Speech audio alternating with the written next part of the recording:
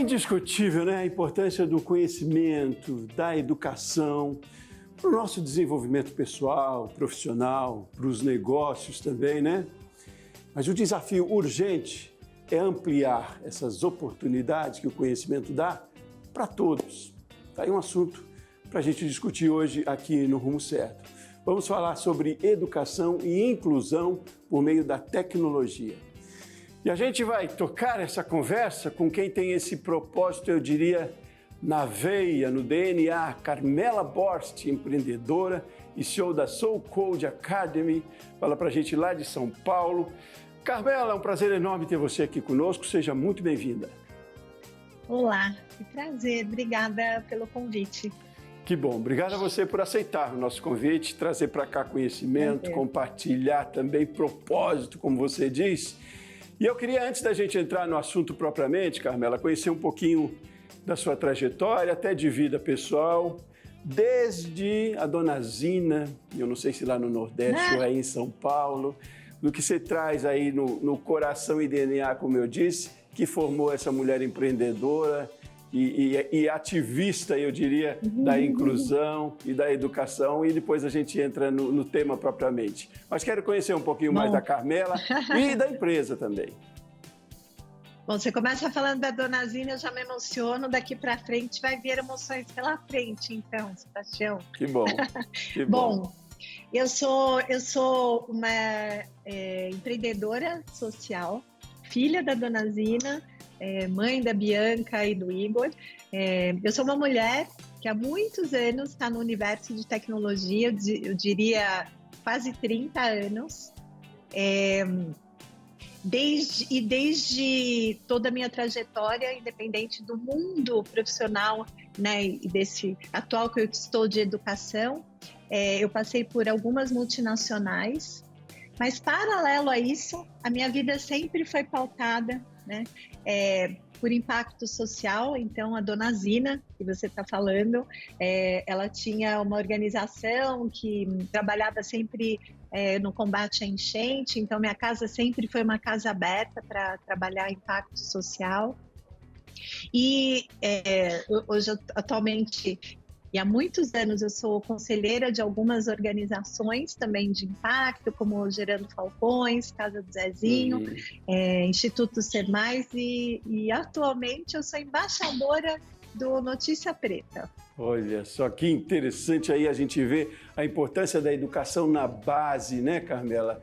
Que você traz da Dona Zina, eu digo, imagino, de dentro de casa, do que você aprendeu e do que vivenciou quando a gente fala de negócios de impacto social, né? Mas você vê isso mesmo, a importância começa ali na educação de base que a gente ainda carece um pouco, pelo menos para o além de casa, do que se aprende dentro de casa, Eu diria o seguinte, a educação ela é a base para transformar, né, a vida das pessoas e, obviamente, quando você traz isso dentro de casa, né? A minha mãe sempre falava isso, olha, eu vou ficar muito feliz, e eu falo isso para minha filha, de ir no seu casamento, mas definitivamente a sua formatura é a festa mais bacana que eu vou participar na vida. Eu tive a oportunidade de fazer isso com ela e minha filha fez isso comigo recentemente. É o único bem que ninguém nunca vai levar da gente, né? É um bem que a gente vai levar para sempre. Ótimo. Então, e me fale um pouquinho mais então da Soul Code Academy, o que é? Bom, a Soul Code, ela é uma edtech brasileira, é sempre importante dizer que ela é brasileira, e ela é focada na inclusão digital, mas trazendo impacto social com diversidade e fazendo ponte para a empregabilidade. Qual é o cenário que a gente tem hoje aí? Temos mais ofertas ou temos bastante pessoas ainda preparadas? A inclusão é o grande desafio? Como é que você vê? Bom, eu acho que o grande desafio é quando a gente olha para essa dicotomia brasileira, né? A gente tem, de um lado, mais de 9 milhões de desempregados, eu vou além, eu diria que são mais de 30 milhões de invisíveis, tem um termo que a gente vai começar a ouvir cada vez mais, que a gente está muito acostumado a escutar, infelizmente, a vulnerabilidade social, mas existe a vulnerabilidade digital. né, dentro desses 30 milhões de invisíveis. E essa vulnerabilidade digital, ela está em todas as diversidades. Mas imagina, vamos falar na questão do etarismo. As pessoas que definitivamente hoje têm uma profissão que não é digitalizada, ela passa a não estar mais no universo de trabalho. Por outro lado, você tem milhares de vagas que estão abertas e não são fechadas por falta de capacitação. Então, eu acho que a nossa maior missão é exatamente fazer essa ponte da oportunidade com a educação. Então tem que fazer esse casamento, e como é que ele começa isso? Como é que a gente está trabalhando nesse sentido, além do trabalho que vocês fazem na SoCode, mas eu digo no cenário mesmo, por onde a gente começa, até eu digo pequenas e médias empresas, como podem participar desse processo também? É um processo para todos, né, Carmela? É um processo para todos, é um processo de democratizar a educação tecnológica. Esse definitivamente é um tema discutido mundialmente, né? Porque mundialmente esse gap de mão de obra de tecnologia ele existe. A gente recentemente, inclusive conversando com Portugal, a gente viu que o gap lá é maior ainda. Então eu diria, esse é um tema mundial do gap, né, da capacitação tecnológica, do gap, e a gente sabe que esse gap, né, com inteligência artificial, ele vai aumentar cada vez mais. Eu diria que aqui é um esforço que tem que acontecer, né, das empresas privadas, mas também, né, do governo, da sociedade civil. Acho que todo mundo tem que trabalhar junto para que essa educação possa acontecer de fato, democraticamente. Então, mas esse gap tem aumentado, Carmela, uma vez que a tecnologia é tão dinâmica e aí você fez referência à inteligência artificial, quer dizer, parece que a cada vez que a gente tem mais opções, mais ferramentas, mais distanciamento a gente não está conseguindo caminhar junto, acompanhar junto, é? Olha, eu vou te dar um exemplo que é bem interessante. Até eu estive fazendo uma apresentação num evento em Austin sobre esse tema e falando sobre o Brasil. Vamos pegar uma fatia que é o agronegócio, né? O agronegócio tem um investimento, né, bastante grande em impacto tecnológico, né, em máquinas, em tecnologia. Mas definitivamente existem pessoas, né, para que tenham que trabalhar, né, nessa tecnologia. Eu vou te dar um exemplo, que ele é um exemplo bastante interessante. Tem novas carreiras, né, que vão se criando, e por isso que esse gap nunca diminui, ele sempre aumenta. Então, por exemplo, no agronegócio, você tem uma tecnologia básica que hoje é usada, que são drones, e você imagina que você tem já um que já está atuando, que são os pilotos de drones, mas você tem o data drone, ou seja, a pessoa que vai buscar os dados que vão vir desses drones. Então, dentro de uma tecnologia básica, sem contar a internet das coisas, né? Se a gente levar isso em outras tecnologias usadas no agronegócio. São mais de 180 mil vagas abertas no agronegócio e 80% delas não estão fechadas por falta de capacitação. Então, mas a gente tem capacidade para capacitar, fazendo aqui uma redundância. Sem dúvida. Pois é, mas a gente não alcança nunca essa corrida? Como é que funciona? Eu acho que, como eu disse, aqui a gente tem que olhar que em todos os âmbitos. Nós somos uma edtech de impacto social, mas você tem que ter programas que sejam bem estruturados e que definitivamente possa ser uma discussão mais ampla, né? E que possa definitivamente democratizar essa educação. A gente, por exemplo, nós fazemos um modelo de bootcamp, o que quer dizer que ele é muito imersivo, são 3 meses, são mais de 600 horas, e nós não cobramos dos alunos, né? Então, é uma educação gratuita. Definitivamente, a maioria desses vulneráveis sociais e digitais, eles não têm nenhuma condição de pagar um curso desse, né, definitivamente. Pois é, então, bom, a problemática ela é grande em todos os setores, eu diria, ou até níveis sociais, quando a gente fala do gap, né? Mas, evidentemente, em comunidades mais vulneráveis, em pessoas mais vulneráveis, isso ainda é mais agravante, né? E é mais urgente, eu diria, né?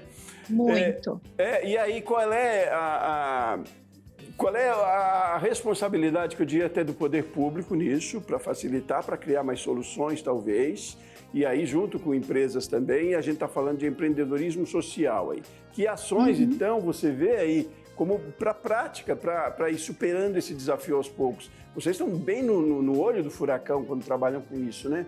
Mas a gente precisa abrir isso para outras empresas que talvez estejam numa zona de conforto e não vendo que o potencial talvez esteja ali naquelas comunidades mais vulneráveis também, e enfim, está em toda a sociedade. Mas se a gente precisa trabalhar e trabalhar com bastante força e urgência em comunidades, em pessoas em situação de mais vulnerabilidade, como é que deve... Vamos juntar esse trabalho para fazer isso acontecer. Como é que deve acontecer? Olha, o ponto que você traz ele é fundamental. Quer dizer, essa é uma discussão que ela tem que ser muito ampla. E aí, sim, o poder público, a gente está falando das empresas, que são as empresas que definitivamente elas dependem também dessa mão de obra tecnológica para que elas possam crescer, para que elas possam, né, definitivamente entrar. Não, quando você olha do ponto de vista de empresa, não é só a empresa que precisa, né, dessas pessoas. Ela também tem um trabalho que é o tal do SG, né, que a gente ouve tanto falar, que é como é que ela faz isso para que ela trabalhe o S, por exemplo, que é o social. Então, a empresa, eu diria que ela tem duplo caminho, né? Ela tem que é devolver para a sociedade, né, uma forma dos seus lucros, trazendo, obviamente, trabalhos como esse de sociais para transformar a vida das pessoas através da educação. E, por outro lado, são as empresas também que precisam dessa mão de obra tecnológica. Eu diria que é um ganha-ganha. E a gente, enquanto também sociedade civil, definitivamente trabalhar para que isso aconteça, né? Para que a gente possa fazer com que as próximas gerações tenham acesso à educação tecnológica desde criança. É um desafio que instiga, né, Carmela? Bom, a gente falou aí da necessidade. Vamos fazer um intervalo rapidinho e no próximo bloco a minha proposta é da gente trazer para o resultado de tudo isso, de quanto mais a gente trabalhar com a inclusão, quanto mais a gente desenvolver práticas também do empreendedorismo social e até definir um pouco mais empreendedorismo social, o quanto mais isso traz resultado para as corporações, para as empresas, para as pequenas que sejam. E as ações podem ser pequenas, começar dentro de casa, né? Eu digo, dentro de uma pequena empresa, ela pode ter uma ação que caminha para a inclusão, que caminha para o ESG, para o todo aí, como a gente diz. Mas vamos fazer um intervalo rapidinho e seguimos na conversa na sequência, tá bom, Carmela? Perfeito. Perfeito, com você também aí de casa. Continue com a gente aqui no Rumo Certo. A gente volta num instante.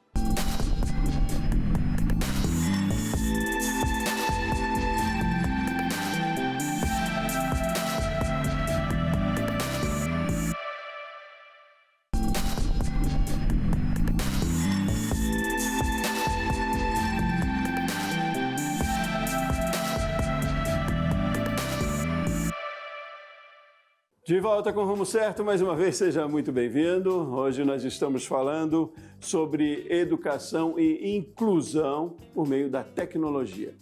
Seguimos a conversa para não perder tempo com a Carmela Borst, que está com a gente, é empreendedora e CEO da Soul Code Academy e filha da Dona Zina. Né, Carmela? Vamos seguir na nossa conversa? Eu gosto de trazer para o lado pessoal, para o lado gente, porque é isso que faz a diferença. As empresas são feitas por gente, e nós precisamos trabalhar com o lado humanizado cada vez mais para que os negócios sejam mais eficientes. E é nessa linha, a gente estava falando no primeiro bloco, né, sobre a importância até social, né, da inclusão, né, de capacitação, de cada mais desenvolvimento pessoal, cada vez mais.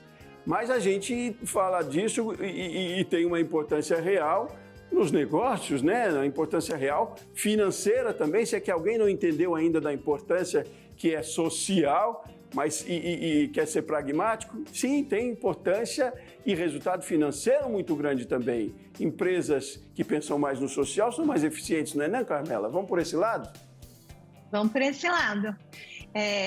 Eu costumo dizer que se não for pelo amor, vai ser pela dor, né? Que se você não for pelo caminho social, que, né, é devolver definitivamente para a sociedade, enquanto empresa, enquanto ser humano, definitivamente é pela dor, porque você tem um tema de ESG que é muito forte e presente dentro das empresas hoje, né? Elas são cobradas, né? Principalmente quando estão na bolsa, e a educação ela está definitivamente dentro do S como matriz importante e a diversidade igual. Então, e a gente sabe que cada vez mais essas métricas elas precisam ser usadas para que economicamente a empresa, inclusive, possa buscar, né, e trabalhar dentro da Bolsa. Pois é, Carmela, e não é coisa só de grandes corporações, não é coisa só de grandes empresas, né? A gente pode começar isso num pequeno empreendimento, no seu pequeno negócio, até num MEI pode começar isso com ações pequenas, não é?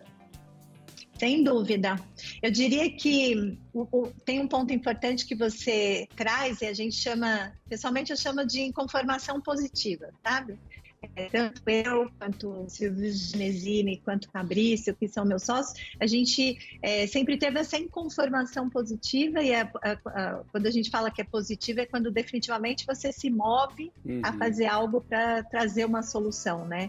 E essa inconformação é justamente de como a gente pode capacitar essas pessoas para levarem, né, ocuparem essas vagas, mas que elas não venham exatamente dos lugares mais óbvios, né, ou somente das grandes faculdades, né? Nossa, gostei desse termo, inconformação positiva, né? Porque já você percebe que já é um termo em movimento, né? Não é algo assim que eu só acho, não. Eu acho que estou fazendo preciso fazer. Que seja essa nossa conversa, né, Carmela? Que seja um bate-papo. Começa, aliás, no verbo isso, né? Dentro das corporações, numa linguagem adequada, né? Para trazer para a inclusão. Mas é isso, às vezes a gente até não se percebe do quanto pode fazer, não precisa entrar num grande projeto e grandes investimentos, é postura, né? Exato, é atitude. A gente sempre fala isso, essa é uma provocação que eu faço quando eu estou com executivos, né, discutindo. Eu já estive executiva, né? Eu fui quase 30 anos aí em multinacionais e definitivamente eu lembro a todos eles que eles estão nessas posições, né? E que isso não vai durar para sempre. Que é importante que quando eles estão nessas posições, que eles possam definitivamente deixar um legado onde eles estão ocupando. E esse legado, ele é imensurável. Ele não é... O legado é aquele que vão lembrar da gente quando a gente não estiver mais aqui, como eu lembro da Dona Zina. É isso, é o que a gente precisa deixar. Saudade. Quando a gente diz, o que você quer deixar do seu legado? Eu quero deixar saudade. Que as pessoas lembrem de mim com saudade. Não precisa lembrar pelo que tem, pelo que não tem. Mas e não vão lembrar, né, Sebastião? Porque vão lembrar das coisas, das vidas que você transformou. Não vão lembrar nem da posição ou cargo que você ocupou, né? Nada, é isso. Se a pessoa tem saudade de você, é porque você deixou uma boa lembrança, não é? E esse é o principal legado para os filhos da gente. Não precisa pensar em deixar herança financeira, não. Precisa deixar saudade, a ideia. Você sabe que eu li e esses dias eu recebi até essa mensagem de um executivo que ele falou assim, que daqui 3 gerações nenhum de nós vai estar mais aqui, né? É forte, porque é exatamente sobre isso. Então essa é a geração que a gente vai ter que trabalhar inclusão, diversidade, a gente definitivamente tem que fazer, né, ações que possam transformar de fato a vida das pessoas. Ótimo, tem que se falar sobre isso muito mais também, discutir muito mais e agir, é claro. Então, Carmela, nessa linha aí da importância da inclusão, da diversidade, onde é o ponto que a gente está mais vulnerável, que precisa trabalhar mais aí, quando se fala de inclusão? Tem aí a questão também da equiparação feminina também nas lideranças. O que é que você discorra um pouquinho sobre esse desafio da inclusão, por onde ele vai?